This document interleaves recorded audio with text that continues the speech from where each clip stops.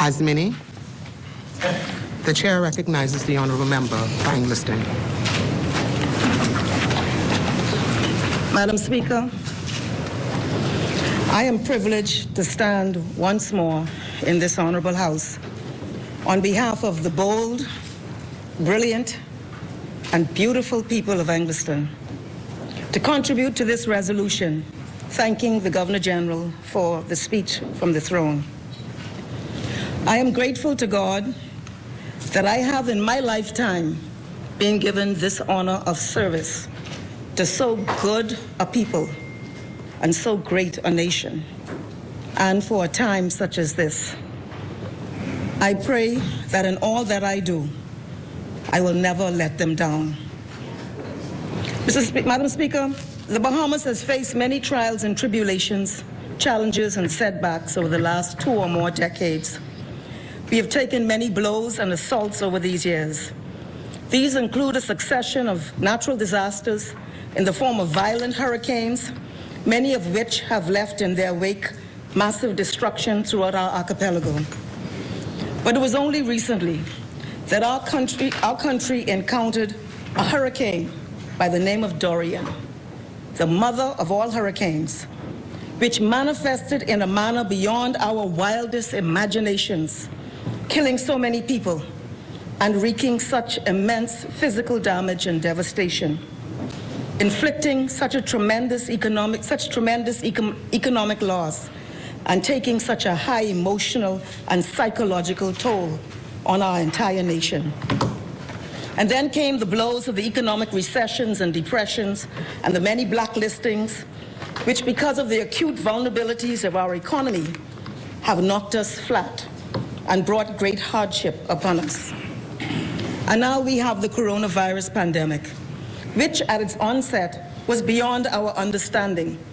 Very few of us imagined that almost 2 years later, we would still be tackling this phenomenon, which has caused such widespread sickness, suffering, sadness, loss, and death.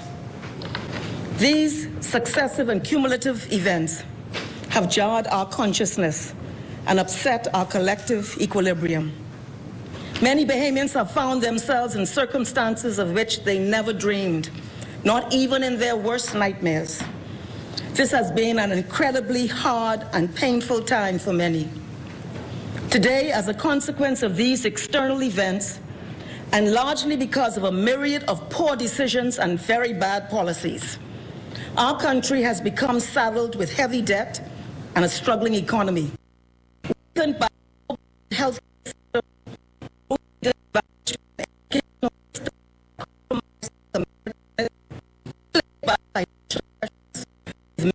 into homelessness and poverty, and victimized by high levels of violence. No government worth its salt can look at all of this and then seek to engage in business as usual. As a people, we must speak truth to ourselves so that we can realistically confront and correct our failings, which are running interference in the full realization of our greatness. This progressive Liberal Party administration is tasked today with honestly facing these challenges and charting a new way to a new day. But we can only do so by having the courage and the ingenuity to break away from this worn and deficient path. We can only do so by looking truthfully and critically at our national condition and boldly pursuing an enlightened and humane path that honors our environment, builds resiliency, invests in the raising up of our people, and eradicates the stubborn inequities which have pervaded our social and economic life. It is long overdue. We need a new day. We need inspired policies. We long for a visionary agenda. Our people expect and demand that this land of ours provides fair opportunities to yield up prosperity, to engineer progress, and to promote hope. We believe that this country should be the finest little country on the face of the earth.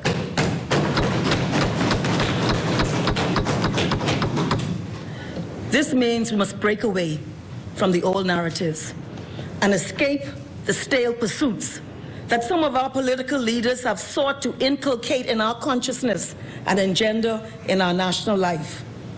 These old narratives have perpetuated ugly division, imbued with devious subliminal messaging, particularly as it relates to the revolution of 1967 and how Bahamians should see themselves. The member for Kalani has in recent years been disappointing for having led the charge in this.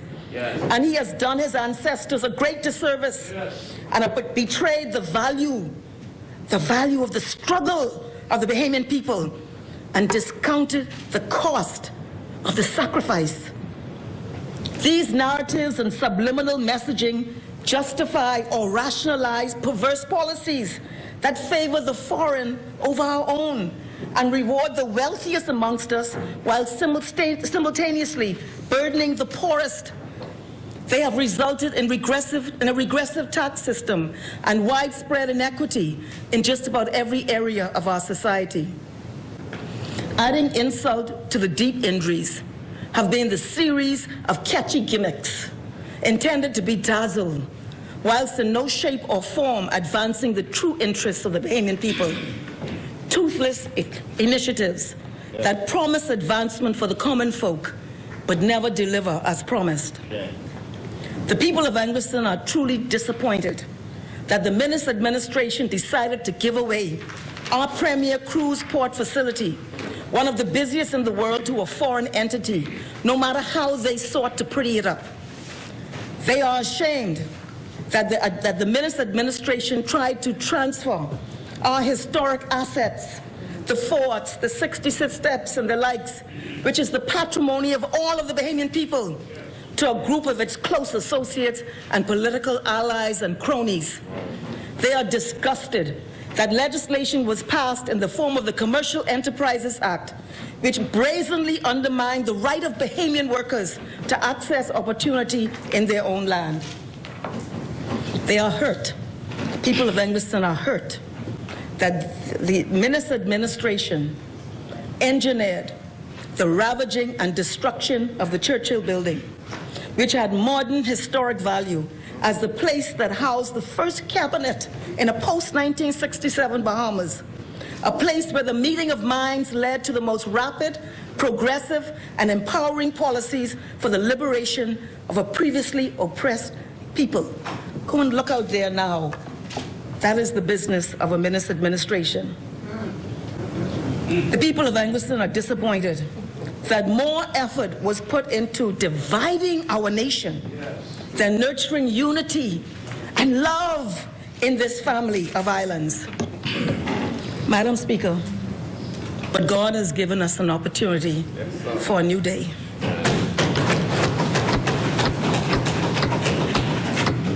In this new day, the Bahamas must see fundamental reform, inspired policies for our people to come to their own in the fullness of the sun.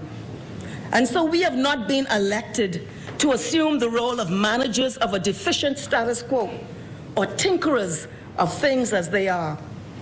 The situation is too dire and the circumstances too egregious, the time too overdue, and the opportunity too great to sacrifice it on the altar of mediocrity and business as usual. That's right. We have been given the sacred task at a time such as this to bring about the redemption of the Bahamian people. Yes.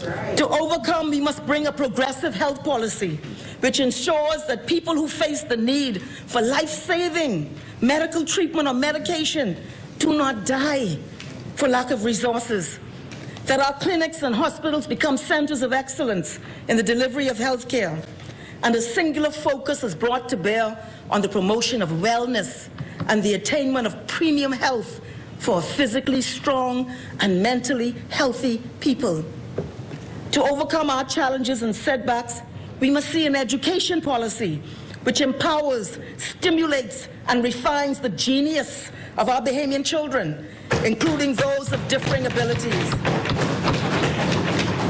To overcome, we must implement economic policies that are sustainable and fair and which promote equity and ensure the subject all prosperity object being a land policy which is founded upon an understanding and an appreciation that our land is a precious commodity of finite quantity and must be protected for generations yet unborn through sound land use policies and rules which guard or monitor closely the alienation of our land to foreign persons. To overcome, we must see the implementation of policy that seriously and unrelentingly takes our nation towards food security in agriculture, fisheries, and mariculture.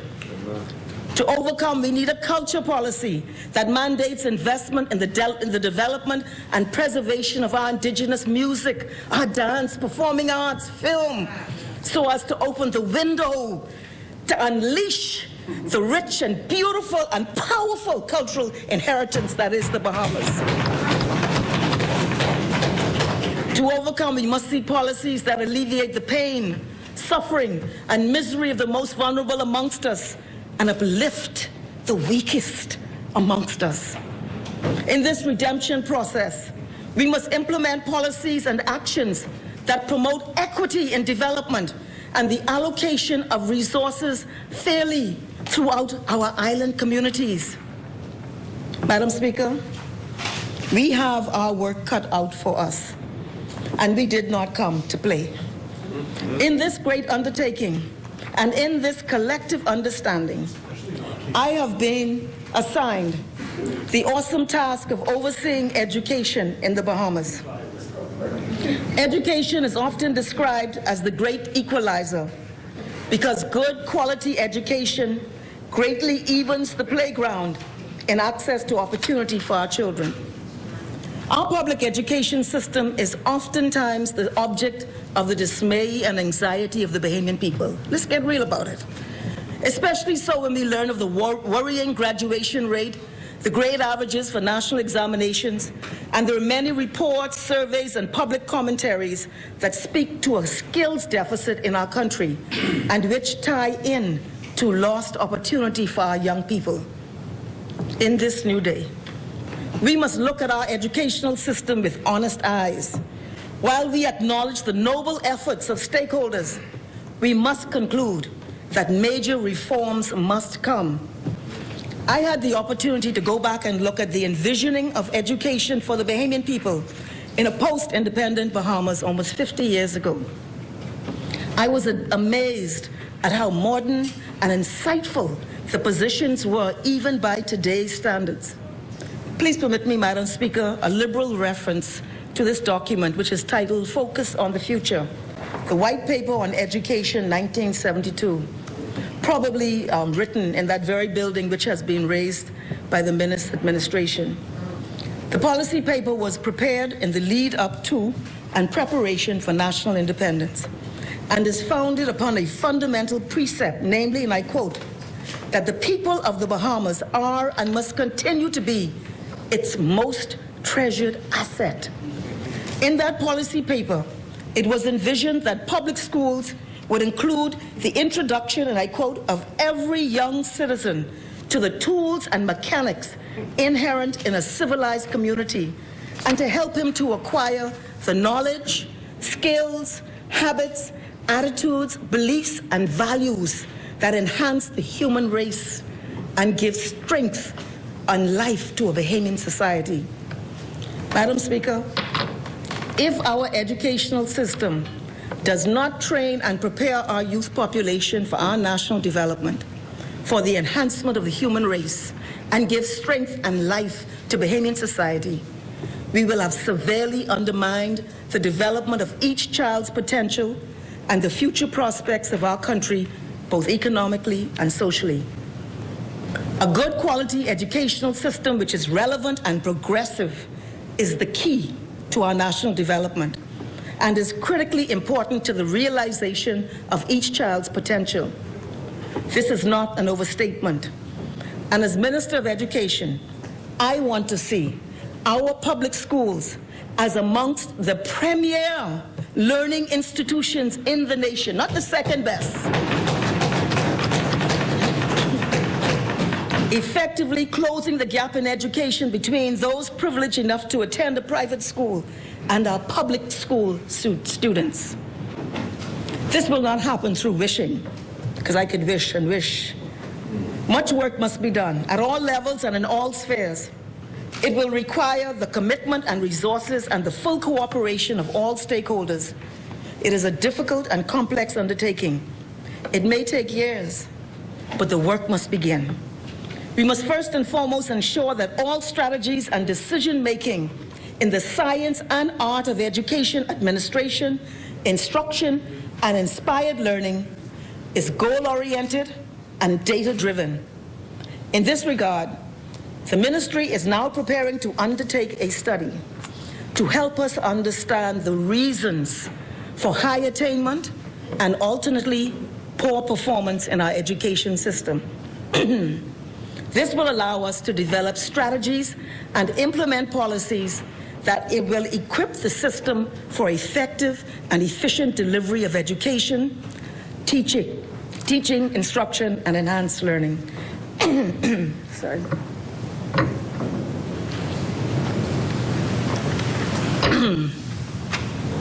We intend to give analysis and review of the curriculum, which forms the menu of learning for our children, and will revise in particular the content of instruction as it relates to our history, so that a more meaningful representation is made to engender a greater understanding within our children of who we are, and for inculcation of ethics and civil responsibility.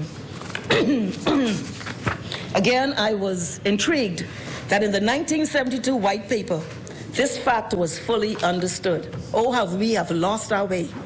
Where it stated that in primary school instruction, for example, the curriculum would include instruction, and I quote, which satisfy the curiosity of the young child, emulate his imagination, and arouse his appetite for learning.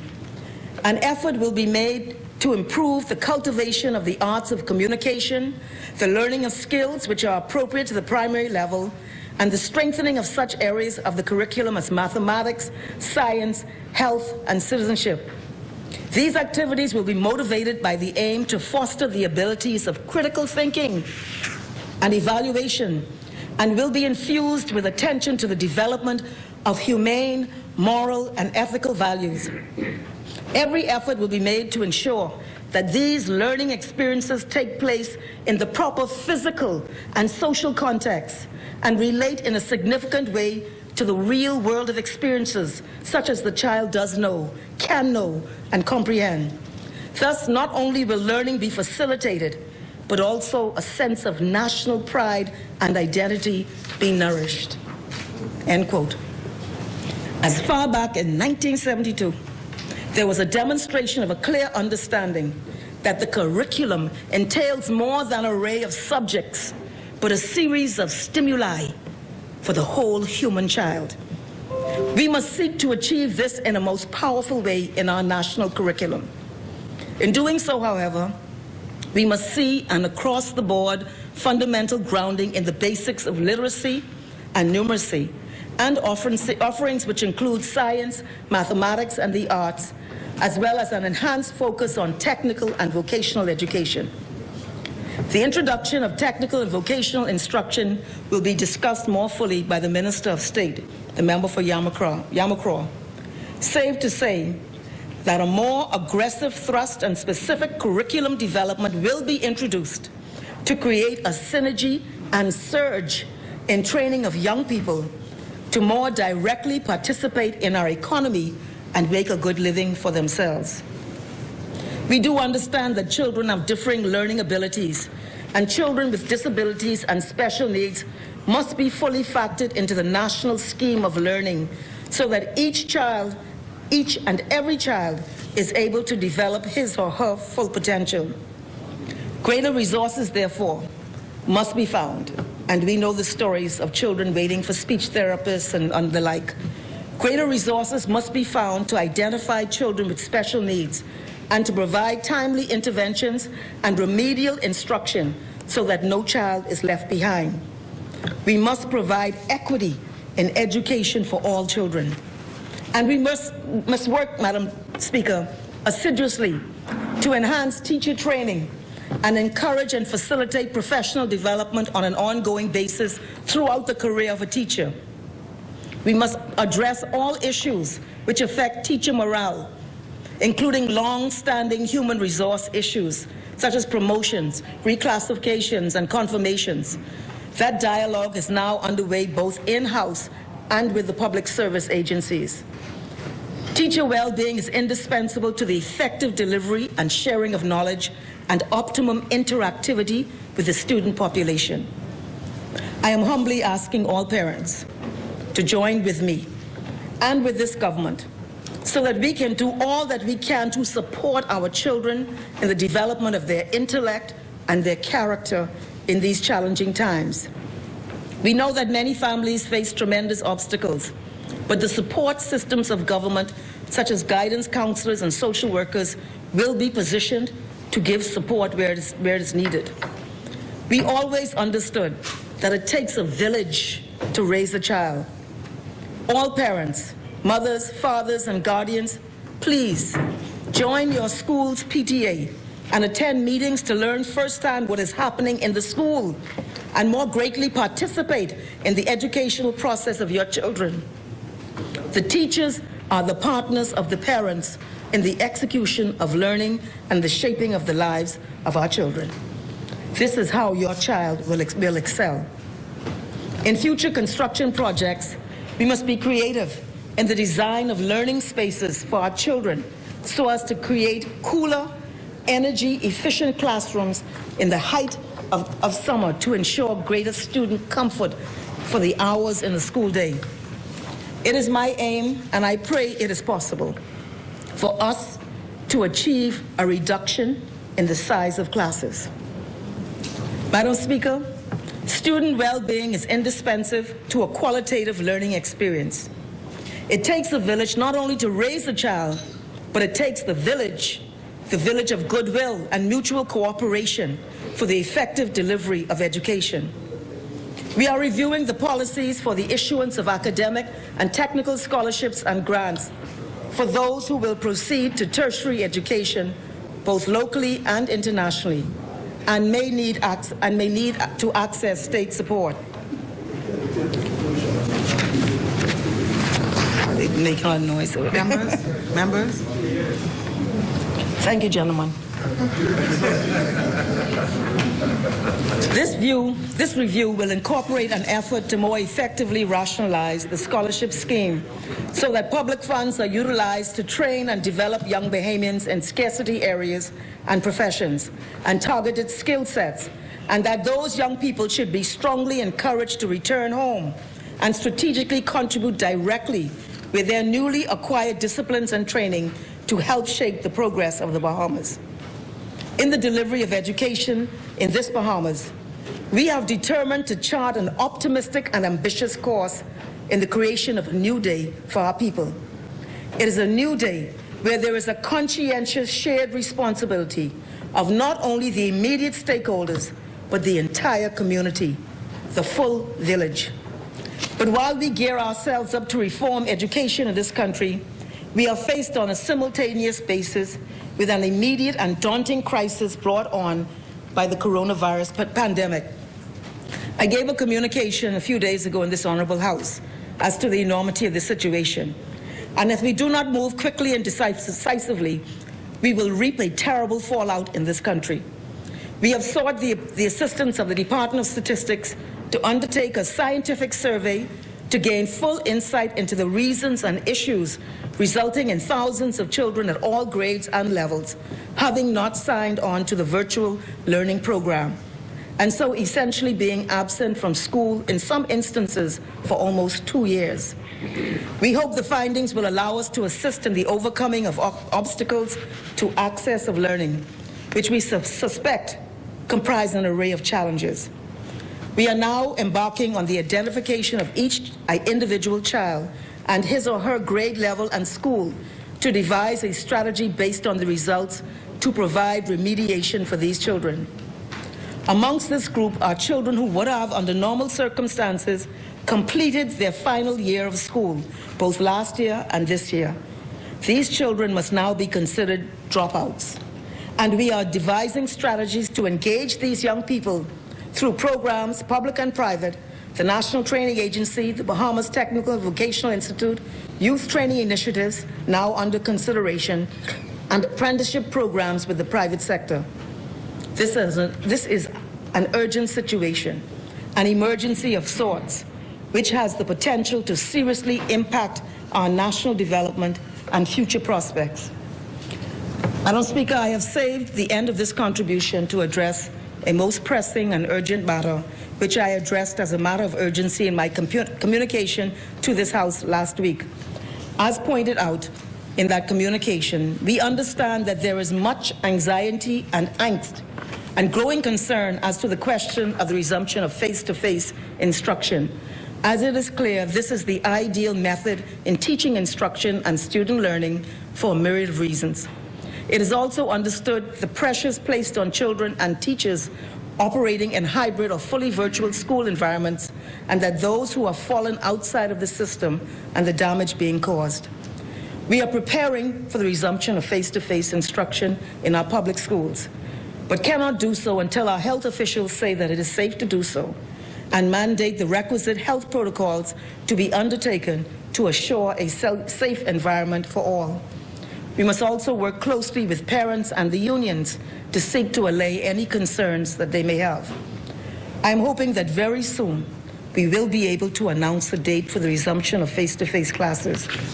However, as previously pointed out in my communication, several schools nationwide, including here in New Providence, will not be able to reopen promptly due to the unsatisfactory state of repair, and in some instances, select schools will not be ready until next year. It is very unfortunate and disappointing that the previous administration did not cause for the annual school repair exercise to be undertaken expeditiously, and there has been egregious neglect. Since taking office and assuming responsibility for this state of affairs, we have been collaborating with the Ministry of Works, the member for Fort Charlotte, and the Ministry of Finance to accelerate these works. And we will do our utmost to minimize disruption due to circumstances which have been beyond our control. I will communicate further with the Bahamian people, Madam Speaker, and just to give an overview of those schools so we'll know, the people will know. The schools that will not be ready to resume opening in November, December, well, not until next year, I'm being told. L.W. Young, Yellow Elder Primary, C.W. Sawyer Primary, Ridgeland Primary, Civil Strawn Primary, Uriah McPhee Primary, S.C. McPherson Junior High, Gerald Cash Primary, Carlton Francis Primary, Center for the Deaf. All family schools, they say, are being told, are ready for open except Georgetown Primary and L.N. Coakley High, Exuma. Wow. But those schools, I'm told, should be ready the end of this month. No, they'll be ready the end of this month, but the others, it's dubious. Madam Speaker, as the young people say, this is not a game. The stakes are high, and our nation has gone off track. Each of us sitting in this House who formed this new administration promised to dawn a new day. We are tasked with the assignment to bring back rationality, to infuse pride and confidence in our self-perceptions, and to pursue excellence and attain shining progress. We have been gifted the opportunity and awesome task by the Bahamian people to usher in this new day. I pledge my heart and soul in this effort, and I thank the people of Engleston and the member for Cat Island, Rumkey, and San Salvador for assigning to me this noble task. I humbly ask the Bahamian people to join me in this work. I only end in a prayer that the Almighty God, the creator of all things, will guide and protect me and all of us in this solemn and sacred undertaking. Thank you, Madam Speaker.